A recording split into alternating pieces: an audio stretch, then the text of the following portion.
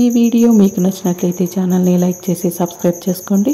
నక్షత్ర అడ్డంగా అపూర్వకు దొరికిపోతుంది. దాంతో అపూర్వ ఏమే నువ్వు ఆ గగన్ గారిని ప్రేమిస్తున్నావా అని అపూర్వ నిలదీస్తూ ఉంటే, ఇంకా నీకు సాక్షాత్తో సహా చూపించిన తర్వాత కూడా ఇలా అడుగుతున్నావు ఏంటమ్మాయి అని గోరింటాకు అంటుంది. నువ్వు కాస్త ఆగు పిన్ని అని అపూర్వ అరుస్తూ, ఏమే నువ్వు ఆ గగన్ గారిని ప్రేమిస్తూ ఉంటే మీ నాన్న నీ ప్రాణాలు తీసేస్తాడే, నిన్ను చంపేస్తాడే అని అపూర్వ అంటుంది. డాడీ నన్ను చంపేస్తూ ఉంటే గగన్ బావ చూస్తూ ఊరుకుంటాడా ఏంటి? నన్ను బావ కాపాడుకుంటాడు. బావ అంటే నాకు పిచ్చి, నేనంటే బావకి ప్రాణం అని నక్షత్ర చెప్పగానే అపూర్వ వెంటనే నక్షత్ర చెంప పగలగొడుతుంది. నువ్వు నా కడుపున ఎలా పుట్టావే? నీకు ఎంత చెప్పినా అర్థం కావటం లేదా? వాడు వస్తున్నది భూమి కోసం, నీకోసం కాదు. నువ్వేమో నీకోసమే వస్తున్నాడంటూ హడావిడి చేస్తున్నావు. వాడితో పాటు నిన్ను కూడా చంపేస్తాడు మీ డాడీ. ఎక్కడికే నువ్వు వచ్చేది? ఈ గదిలోనే పడుండు అని అపూర్వ అంటుంది. మమ్మీ నేను కూడా వస్తాను అని నక్షత్ర వెంట పడుతూ ఉంటే అపూర్వ నక్షత్రని బెడ్పై ఒక తోపుతో చేస్తుంది. వెంటనే డోర్ని క్లోజ్ చేసేస్తుంది. మమ్మీ డోర్ తీ మమ్మీ అని నక్షత్ర అరుస్తున్నా కూడా అపూర్వ గదిని లాక్ చేసేస్తుంది. నన్ను డైవర్ట్ చేసినట్లు మీరు బావని డైవర్ట్ చేయలేరు. హాల్ దాకా వచ్చిన బావ నా కోసం ఈ గది వరకు రాలేడా? ఈ గదిలోకి వచ్చి నన్ను తీసుకువెళ్ళలేడా అని నక్షత్ర అంటుంది. నిప్పులో కాలదు, నీటిలో నానదు, అదే మా ప్రేమ అని నక్షత్ర అరుస్తూ చెప్తూ ఉంటుంది. అసలు ఈ నక్షత్ర నీకే నా అమ్మాయి పుట్టింది అని గోరింటాకు అడుగుతూ ఉండటంతో, పిన్ని నోరు మూస్తావా, పద వెళ్దాం అని అపూర్వ అరుస్తుంది. తర్వాత భూమి మొవ్వను చూసుకుంటూ గగన్ని గుర్తు చేసుకుంటూ మురిసిపోతూ ఉంటుంది. నిన్ను కాపాడింది ఎవరో కాదు మా గగనన్నయ్యే అని చెర్రీ చెప్పిన నిజాలన్నిటినీ గుర్తు చేసుకుంటూ ఉంటుంది.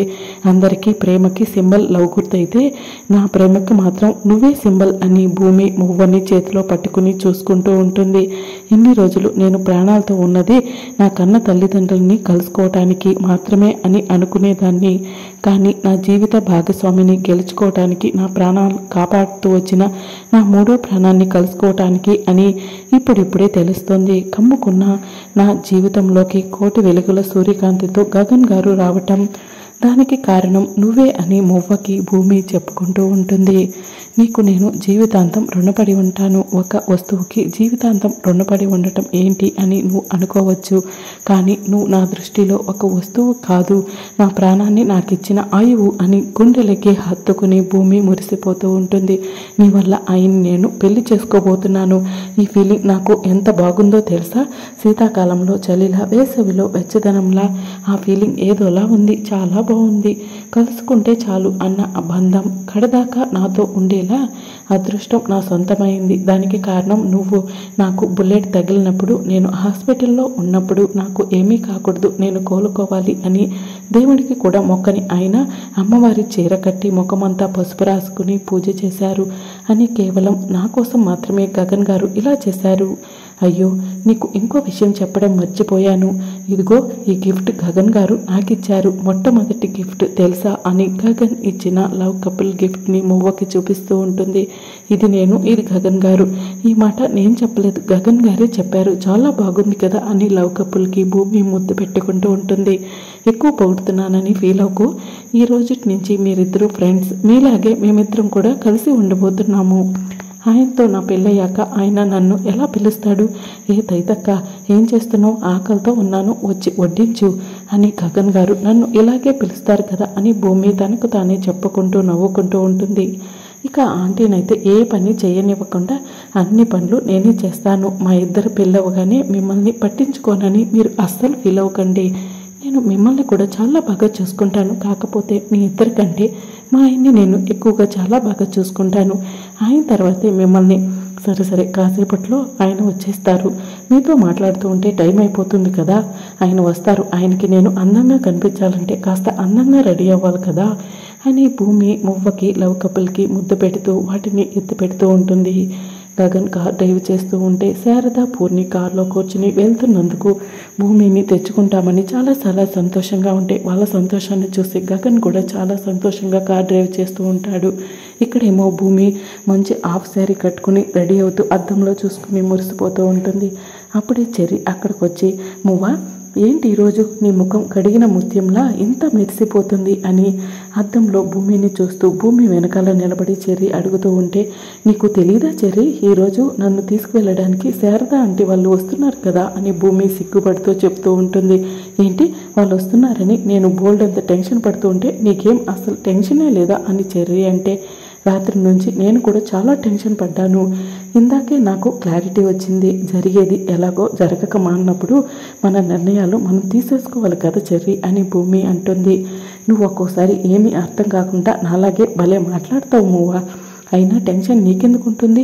ఏ టెన్షను లేకుండా తను మా అన్నయ్యతో వెళ్ళిపోయేదాకా మామయ్యతో నేనే మాట్లాడి ఏదో ఒకటి చేస్తాను అని చెర్రీ అంటాడు. నువ్వే విచిత్రంగా మాట్లాడుతున్నావు చెర్రీ. మీ అన్నయ్యతో నువ్వు వెళ్ళిపోవడానికి, అన్నయ్య దాని బదులు తన్ని వెళ్ళిపోవడానికి అని మాట్లాడుతున్నావు ఏంటి? తనేంటి తను అని భూమి అంటుంది. అన్నయ్యతో నువ్వే వెళ్ళిపోవటం ఏంటి అని చెర్రీ టెన్షన్ పడుతూ అడుగుతూ ఉంటే, అయ్యో చెర్రీకి విషయం తెలియదు కదా, అనవసరంగా నోరు జారానని భూమి మనసులో అనుకుంటూ ఉంటుంది. అర్థమైంది, నేను కాదు తనే అని భూమి చెప్తుంది. నాకు అర్థమైంది, నువ్వు కూడా కన్ఫ్యూజ్ అయ్యావు అంతే కదా. మాట అయితే అనేసాను కానీ మామయ్యతో మాట్లాడాలంటేనే నాకు టెన్షన్గా ఉంది. ఏం జరుగుతుందో ఏంటో అని చెర్రీ టెన్షన్ పడుతూ వెళ్తాడు. ఏ ఇబ్బంది రాకుండా అంతా సవ్యంగా జరిగేలా చూడమ్మా అని భూమి మనసులో వేడుకుంటూ ఉంటుంది. అప్పుడే శరత్చంద్ర హాల్లో కూర్చుని ఆలోచిస్తూ ఉంటే, మామయ్య అది అని అన్నయ్య వస్తున్నాడు కదా, నైటే తెలిసింది మామయ్య. నేను మీతో మాట్లాడేంతవాడిని కాదనుకో. అన్నయ్య మన ఇంటి అమ్మాయిని ప్రేమించడం తప్ప ఒప్ప అన్న దాని గురించి మాట్లాడాలనుకోవట్లేదు. అటు అన్నయ్య వాళ్ళు కానీ మనం కానీ మాట్లాడుకోవాలనుకున్న ప్రతిసారి గొడవ అవటం ఎందుకు మామయ్య? పీస్ఫుల్గా మాట్లాడుకుని ఎందుకు సెటిల్ చేసుకోకూడదు అని చెర్రీ చెప్తూ ఉంటే, ఏంట్రా మీ మామయ్యకి చెప్పేదంట పెద్దవాడిని అయిపోయావా అంటూ అపూర్వ రివాల్వర్ పట్టుకుని వస్తూ ఉంటే, అది కాదు అత్తయ్య అని చెర్రీ అంటాడు. అసలు మనకు రావాల్సిన వేలం పాటిని తాను పాడుకుని భార్య పేరు మీద టౌన్షిప్ కడతానంటూ ఛాలెంజ్ చేసింది ఆ గగన్ గాడు కాదా? అంతేకాకుండా ఈరోజు బొట్టు పెట్టి భూమిని తీసుకువెళ్తానని మీ మామయ్యతో ఛాలెంజ్ చేస్తాడా?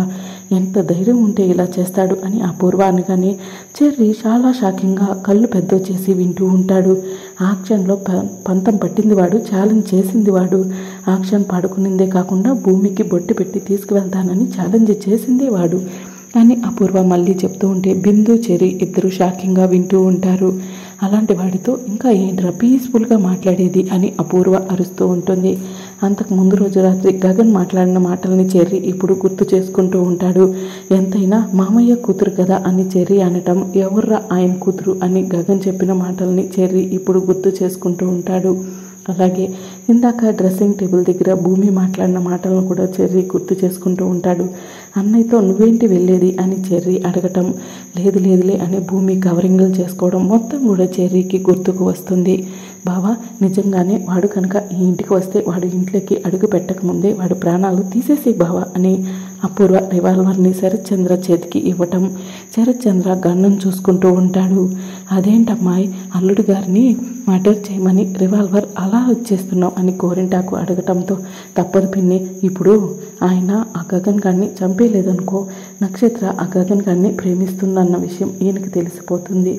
అప్పుడు బావ చేతిలో నక్షత్ర చస్తుంది. అలా కాకుండా ఆ గగన్ గాడి చచ్చాడనుకో, నక్షత్ర ప్రేమ తానంతటా అదే చచ్చిపోతుంది అని దాని తర్వాత బావని ఎలాగో ఒక విధంగా విడిపించుకోవచ్చు అని అపూర్వ చెప్తుంది. ఇక చెర్రీ కళ్ళు నిండా నీళ్లు పెట్టుకుని, నాన్న అన్నయ్య ప్రేమించింది భూమినా అని అడగటంతో, అవునరా గగన్ ప్రేమించింది భూమినే అని కృష్ణప్రసాద్ కన్ఫర్మ్ చేసేస్తాడు. దాంతో చెర్రీ గుండెలు పగిలేలా ఏడుస్తూ ఉంటాడు.